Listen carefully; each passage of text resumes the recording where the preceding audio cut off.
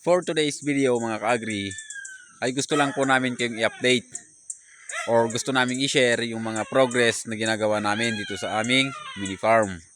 So, bali nitong nakarang mga araw mga ka-agri, yun nga ay kinulong na po natin lahat ng ating mga alaga. And then, nagdala din po tayo dito ng ating mga ibang manok. So, karamihan na po ng rooster natin ay inakyat natin dito sa ating mini farm. So, nag-invest muna tayo sa mga tali mga ka-agri ng manok dahil nga po sa kulang tayo sa kulungan. And kailangan natin silang paghiwa-hiwalayin dahil nga po sa nag-aaway-away sila. So, bali marami po tayong nayakyat na rooster na hindi naman ginagamit sa ating breeding area. So, gaya po nito, ito po ay naka-reserve na to mga ka-agri and hinihintay na lang po natin na bayaran to.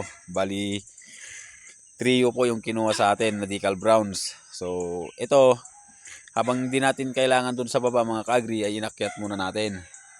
And itong mga to mga ka-agri is ito po yung mga rooster na ating pinapatining. So, kung may maghanap po or may makailangan ng decal browns na pure na rooster ay pwede rin po natin silang ibigay mga ka-agri.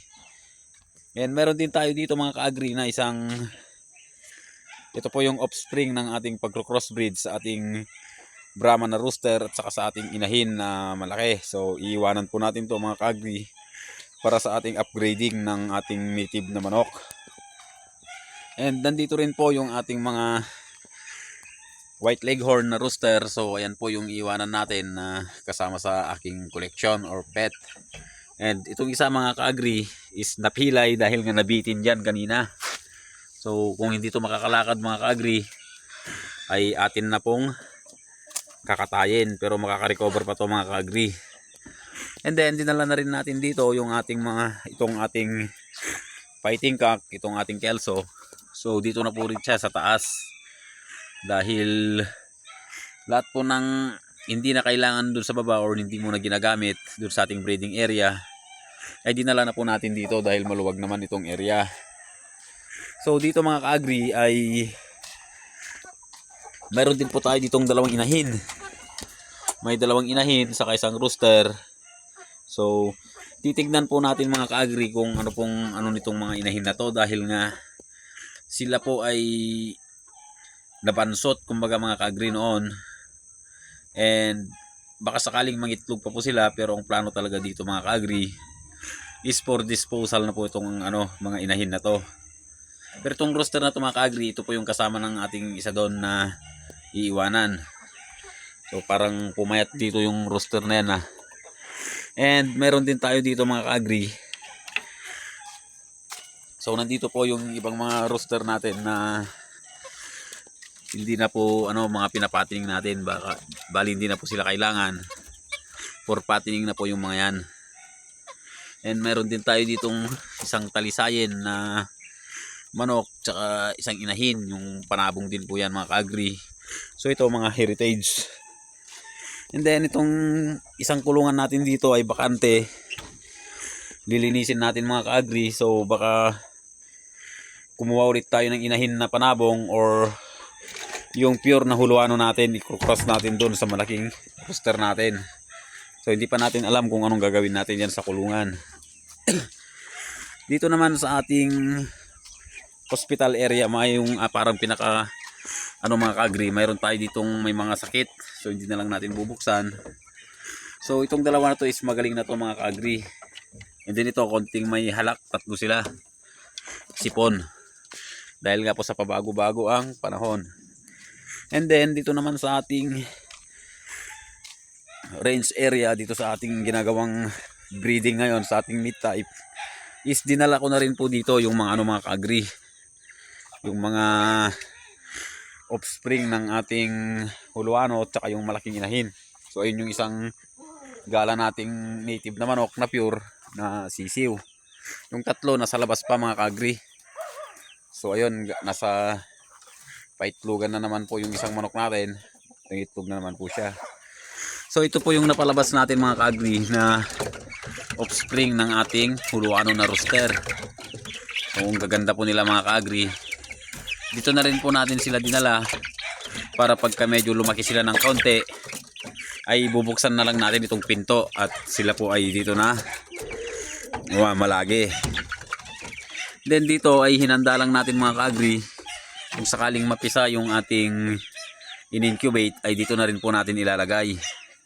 And gusto nating bumili na yung ilaw na yung ginagamitan ng gas mga ka-agri, na yun po ang magsisilbing painit nila.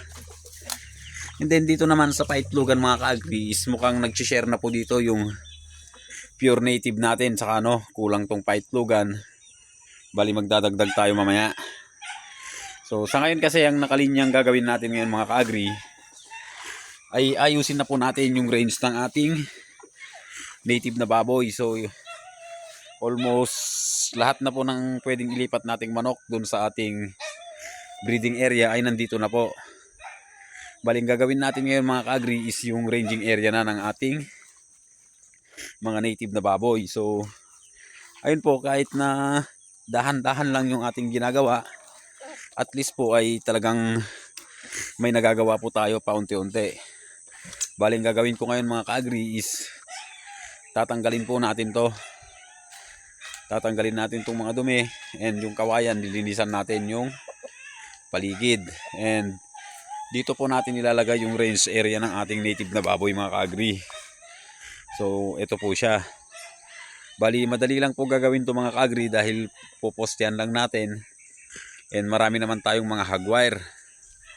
And dito sa part na to is dito natin gagawin yung kanilang maliit na pabahay para pag umuulan ay pwede po silang pumasok. So bali yun po ang nakalinyang gagawin natin ngayon mga ka-agri. Kumbaga next na project natin, dahil nga po maraming nakalinya talaga, maraming gagawin dito sa ating mini farm. And itong mga native na baboy kasi natin mga ka-agri, kung titignan nyo, is ang iwanan lang siguro natin dito sa kulungan ay itong i-out natin na bulugan. So ito, siya lang po ang maiwan dito sa ating kulungan na to. Bali itong isa po kasi nating inahin mga ka-agri ay may sign na po na buntis siya. And itong isa naman is nasampahan lang nung nakaraan dahil hindi nga po makabuo ito. Nilipat natin dito, so nasampahan na po yan. Tapos itong inahin natin na to mga ka-agri is mukhang naglalandi na naman. Hindi ko naman kayang ilipat itong bulugan natin mga ka-agri, and tayo po ay nababahala na pag nilipat natin dito ay baka po siya ay baka kainin niya po yung maliit. So ang magandang gawin natin dyan mga ka-agri is sa range na talaga. So hopefully by next week, Sabado ngayon, is magawa na po natin. And doon naman po sa part ng kulungan ng ating mga manok doon, yung pabahay. So dito po tayo kukuha ng itatambak mga ka-agri. So ayusin po natin itong daan para kahit umuulan ay makakyat na po itong ating service, kasi hanggang doon lang po sa labas yung service natin. And marami pa talagang gagawin dito mga ka-agri.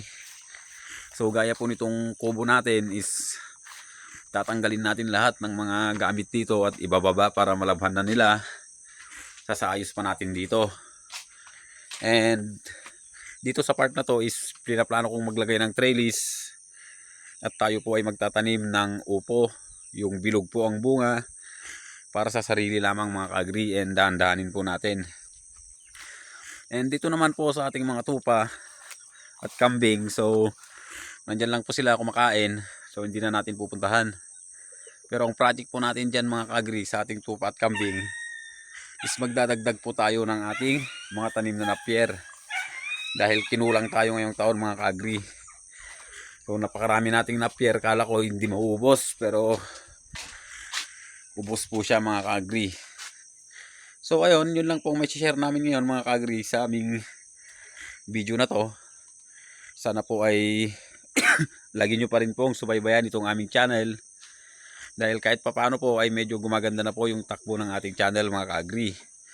So sumasabay po sa progreso ng ating pagsasaayos dito sa ating mini farm ang progreso po na nangyayari dito sa ating YouTube channel. So ayun po, kung gusto niyo po yung mga ganitong mga videos ay sana naman po ay mag-subscribe kayo dito sa aming channel At i-click nyo na rin po yung notification bell para lagi po kayong ma-inform pag may bago kaming mga videos.